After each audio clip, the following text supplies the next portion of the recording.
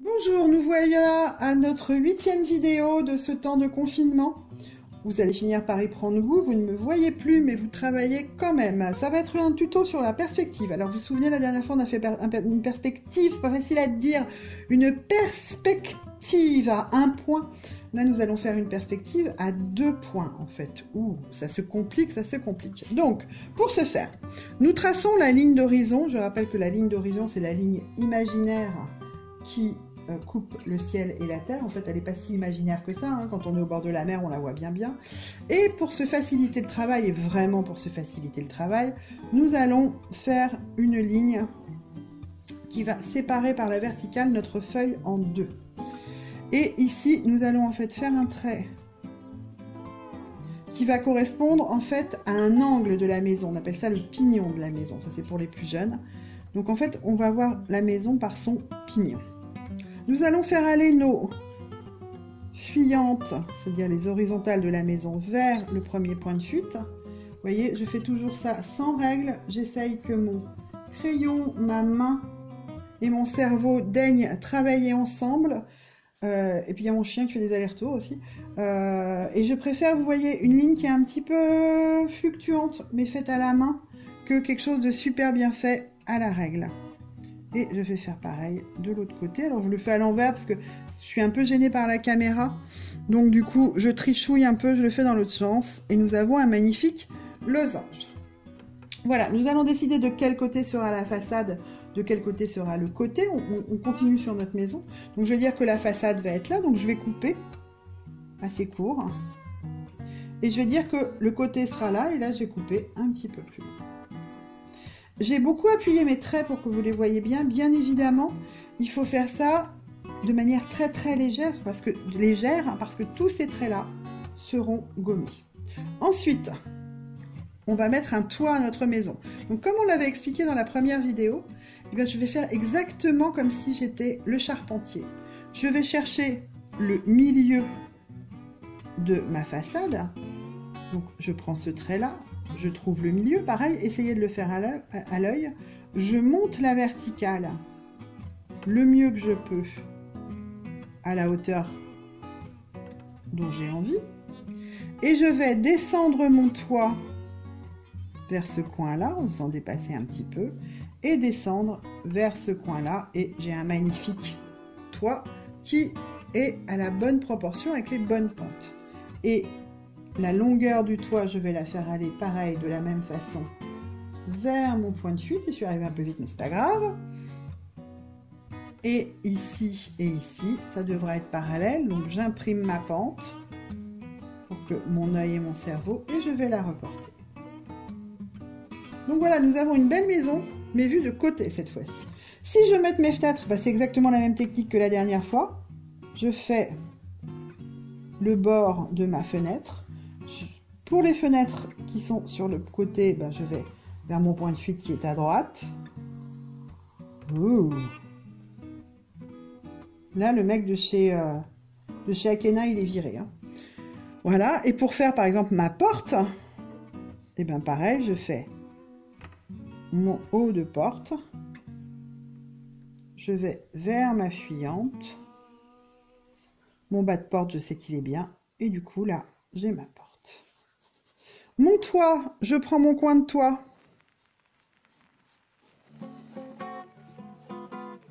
et je l'emmène vers ma fuyante.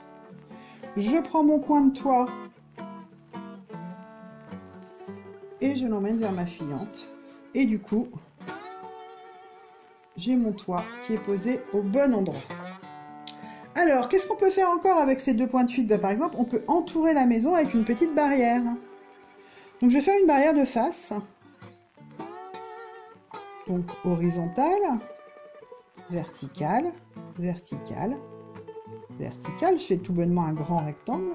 De ce côté-là, ça va aller là. De ce côté-là, ça va aller là.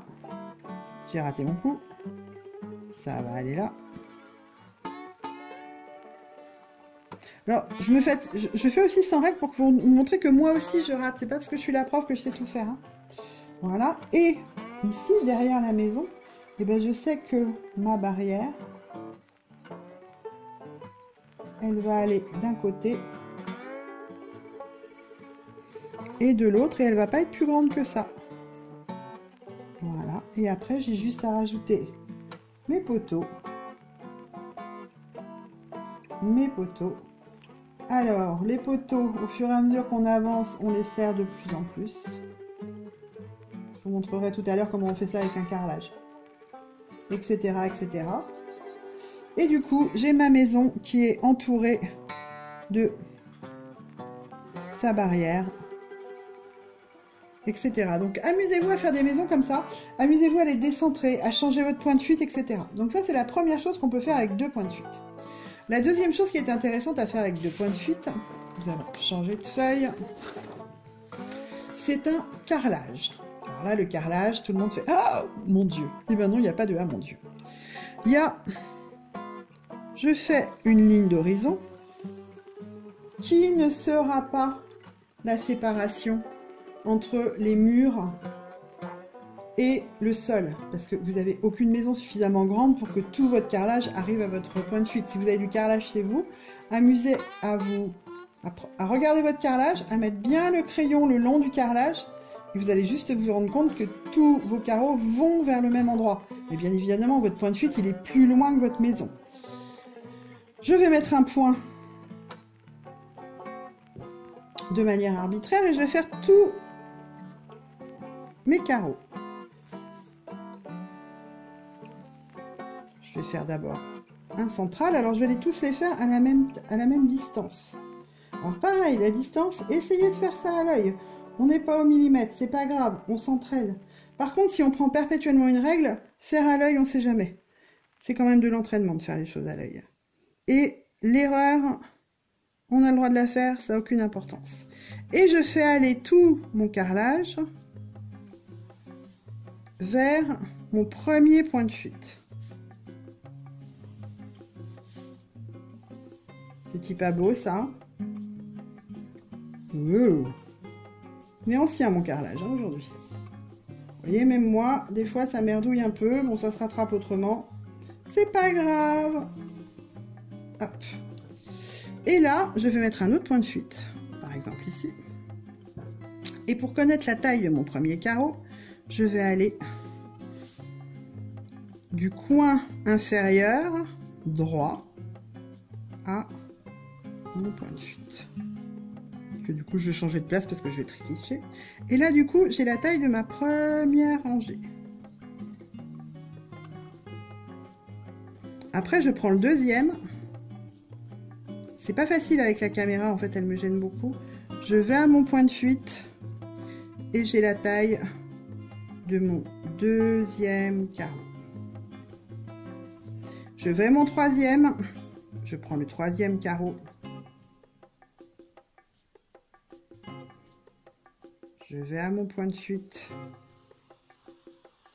et j'ai la taille de mon troisième carreau, etc., etc. Et du coup, vous avez le fait que exponentiellement, votre carrelage réduit. Alors, évidemment, faire la gomme à la règle, c'est beaucoup plus simple. Je prends le quatrième, j'y vais et j'ai la taille de mon quatrième carreau. Et du coup, on va estimer par exemple que le fond de la chambre est bien ici. Ouh. Voilà, je vais faire l'arête des murs. Voilà. Je vais mettre une porte. Alors ma porte, elle est plutôt sur ma droite. Donc du coup, je vais me servir de ce point de fuite là pour faire le haut de ma porte. Vous faites très attention que vos verticales soient bien verticales. Je préfère ma profondeur de couloir en passant. Et je vais décider de mettre une armoire. Oui, oui, je décide de mettre une armoire. Mon armoire, je vais la mettre par exemple au niveau du dernier. Je monte l'armoire. Je fais ma façade d'armoire. et je me sers de ce point de fuite là pour faire l'épaisseur de mon armoire. Et le dessus de mon armoire. Petite armoire, on va dire que c'est une étagère en fait. Tiens, je vais faire les planches en passant. Hop, hop, hop, hop, hop. Et puis je vais décider, je vais fermer ma chambre. Voilà. Et je vais décider que là, ici, je vais mettre un petit meuble. Et ben pareil, je mets mon petit meuble, je fais la façade de mon petit meuble. Je sais pas ce que je vais vous faire comme petit meuble. Il y a un petit meuble comme ça, il est mignon comme ça. Hein, c'est pas mal ça. Voilà, et je vais par là. Et je vais par là. Et je fais la même forme. Exactement. Et j'ai mon petit meuble.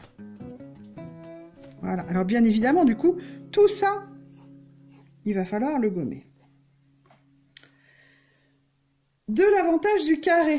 Donc on a ici, alors c'est pas des carrés, c'est des carrés vus en perspective. Mais dans un vrai carré,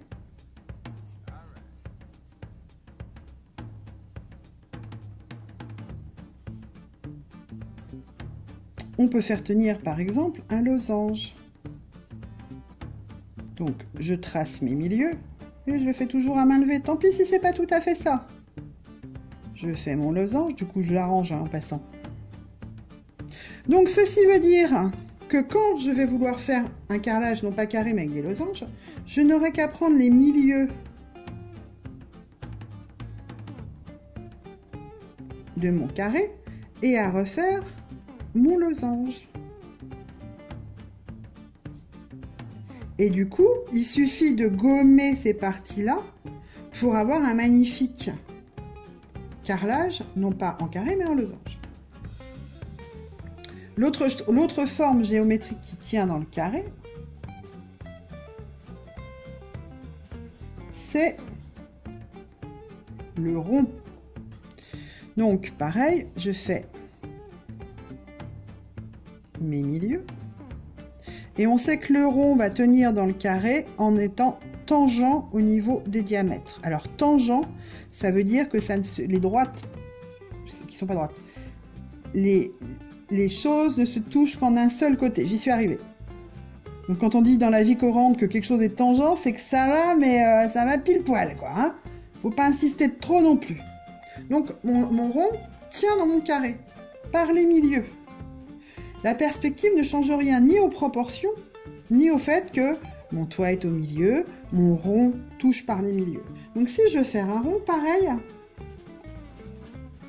je fais mes milieux et je joins mes milieux. Ce qui va donner une forme que vous connaissez et qui s'appelle l'ellipse. Une ellipse.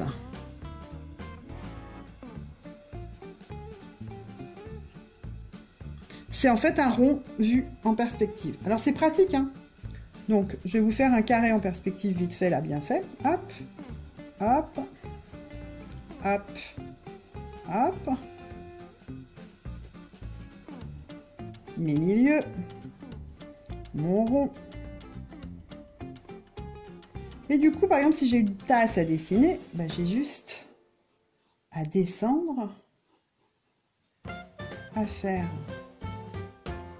quelque chose d'à peu près équivalent, et du coup j'ai un cylindre qui peut se transformer en tasse à café, en vase, en puits, en ce que vous voulez, ça n'a aucune importance. Et après, pour donner encore un peu plus de vie à tout ça, bien évidemment on peut faire arriver la lumière, et du coup si ma lumière vient de là, l'ombre de ma tasse sera ici, très ombrée, de moins en moins.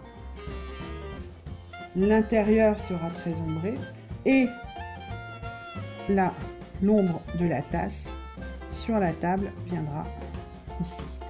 Donc vous voyez, donner du relief à son dessin, c'est à la fois la perspective, l'ombre, il y aura même les couleurs, mais ça, on fera ça dans une autre vidéo.